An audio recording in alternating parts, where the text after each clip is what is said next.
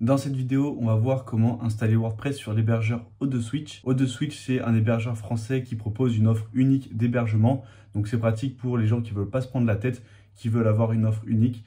Et bien là, c'est le cas. Et c'est des prix qui sont assez bon marché, vous allez voir, comparé à l'offre qu'ils proposent. Donc pour 6 € hors taxe par mois, vous allez avoir un hébergement qui est de bonne qualité. En plus, c'est une entreprise française. Donc pour le support client, c'est très pratique. Et juste avant de commencer, si vous souhaitez développer vos compétences sur WordPress, je vous invite à vous abonner à cette chaîne. Comme ça, vous ne louperez aucun tuto. Donc c'est parti, on se retrouve tout de suite sur mon ordinateur. Là, je suis sur la page d'accueil d'O2Switch. D'ailleurs, vous avez le lien en description. Si on descend un petit peu, on peut en savoir plus sur l'hébergement. Donc on a l'offre à 5 € hors taxe avec le nom de domaine offert et tout qui est en illimité. Si on descend un peu, on peut avoir un peu plus d'informations. On a déjà la performance qui est mise en avant, la connectivité, le fait que ce soit français. Et si on descend encore un peu, voilà, là, ce qui est intéressant, c'est la garantie satisfait ou remboursé pendant 30 jours. Donc vous pouvez tester l'hébergement et vous faire rembourser si ça ne vous convient pas. Et aussi la migration de votre site. Donc O2Switch va s'occuper de vous changer le nom de domaine et l'hébergement et de faire la migration à votre place. Donc ça peut être pratique également si vous souhaitez changer d'hébergeur. Nous, on va descendre et on va cliquer ici sur commander votre hébergement. On va nous inviter à créer un compte. Moi, je vais marquer EasyWP, je vais mettre mon adresse mail, ici un mot de passe et on va faire inscription.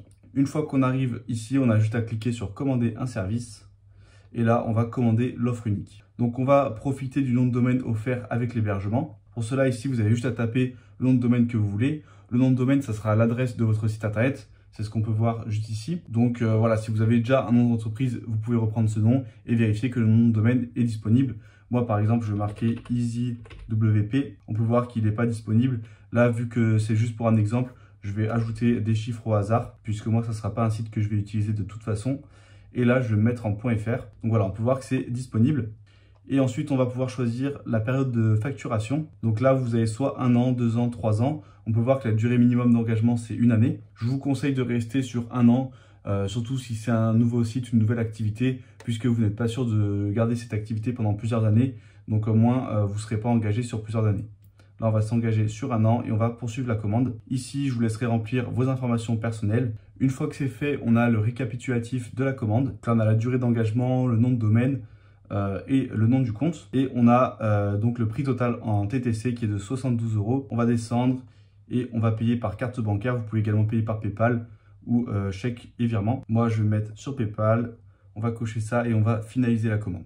Une fois que la commande est validée, on peut voir ici que la commande est en cours de traitement et qu'on sera averti par email lorsque la prestation souhaitée sera en ligne. Donc là, en fait, O2Switch va prendre quelques heures pour mettre en place l'hébergement, le nom de domaine. Et donc, vous serez prévenu directement par email. Donc moi, je vais faire une coupure et on se retrouve directement dans ma boîte mail une fois que j'aurai reçu la confirmation et que l'offre sera en ligne. Je viens de recevoir le mail de confirmation d'O2Switch m'indiquant que mon hébergement est prêt. Moi, ça a mis quelques minutes, mais vous, ça peut mettre plus de temps, ça dépend des cas. Et vous allez voir que cet email est vraiment très complet, il y a beaucoup d'informations. Donc si vous voulez pas trop vous embrouiller, eh bien, vous pouvez vous concentrer uniquement sur la section administration générale du compte web. Et là, en fait, vous aurez un accès au cPanel. C'est tout simplement une interface qui va vous permettre d'administrer votre hébergement et surtout d'installer WordPress. Pour cela, vous avez juste à cliquer sur ce lien, puis à copier le nom d'utilisateur et le mot de passe. Donc c'est ce que je vais faire et on va se connecter. Une fois qu'on arrive ici, c'est pareil, il y a beaucoup d'informations. Ça peut être un peu perturbant au début, mais nous, ce qui va nous intéresser, c'est vraiment l'installation de WordPress. Donc on ne va pas se préoccuper du reste. On va descendre tout en bas. Et ici, on a Script WordPress. Vous pouvez voir qu'il y a également d'autres CMS que vous pouvez installer.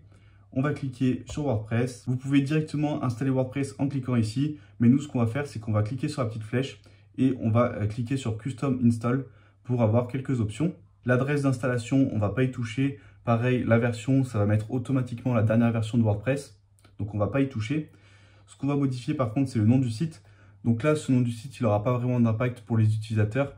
Il ne sera pas affiché du côté utilisateur, il sera affiché dans votre administration et sur votre cPanel O2Switch. Donc si vous avez plusieurs sites sur le même compte O2Switch, ça va vous permettre de vous y retrouver et de savoir quel est le bon site.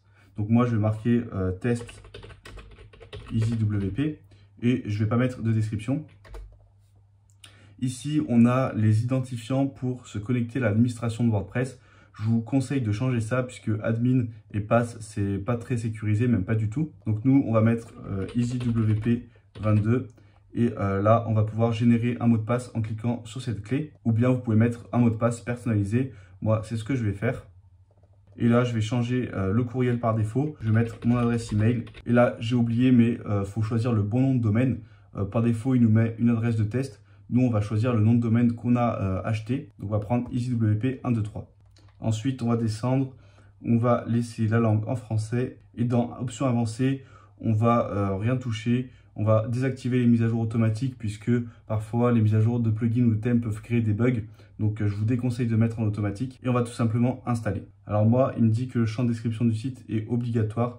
Donc je vais en mettre un. Je vais marquer mon site de test et je vais relancer l'installation. Une fois que c'est fait, vous avez juste à cliquer sur le lien pour accéder à votre site et vous pouvez cliquer ici pour accéder à l'administration.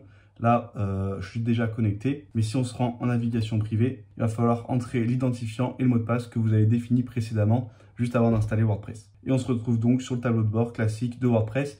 Si vous débutez sur ce CMS, je vous conseille de regarder ma formation gratuite qui vous présente le tableau de bord en détail. Et vous pouvez également télécharger les 17 ressources WordPress indispensables. C'est le lien qui est en description. C'est totalement gratuit et ça sera une liste d'outils et de plugins qui vont permettre de créer votre site WordPress et de gagner du temps. Et vous trouverez également un lien vers O2Switch si jamais vous voulez installer WordPress sur cet hébergeur.